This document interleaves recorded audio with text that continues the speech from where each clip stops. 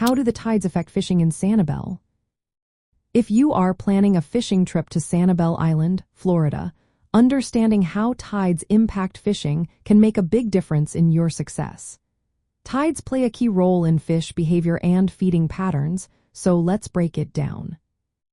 Tides control water movement, which affects where fish gather. During high tide, water floods into shallow areas like mangroves and estuaries. This influx brings bait fish and other prey closer to shore. As a result, larger predatory fish such as snook, redfish, tarpon, and trout are drawn in to feed. This makes high tide an excellent time to fish near shorelines and structures. As the tide begins to fall, water recedes from those shallow spots and moves back into deeper channels and the Gulf of Mexico. This movement concentrates bait fish and smaller prey into narrower areas, making them easier targets for larger fish.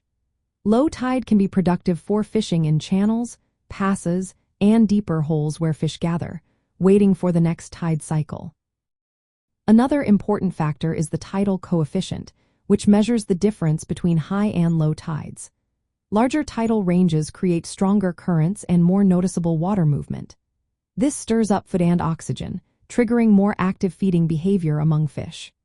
On Sanibel Island, tidal coefficients can vary, with higher values indicating stronger currents, which generally improve fishing conditions. For anglers, the best fishing times around Sanibel often coincide with moving tides, either the incoming or outgoing tide. Fish tend to feed more actively during these periods. On the other hand, slack tide, which is the brief moment when the tide changes direction and currents slow, usually sees less fish activity. In practical terms, fishing near Tarpon Bay, Sanibel's main inlet and estuary, is influenced by these tidal patterns.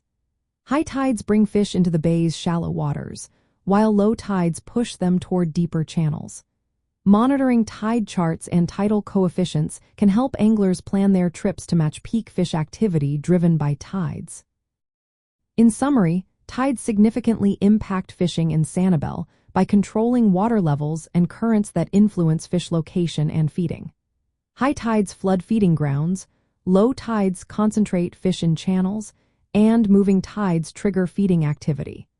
Understanding these patterns is essential for a successful fishing experience on Sanibel Island.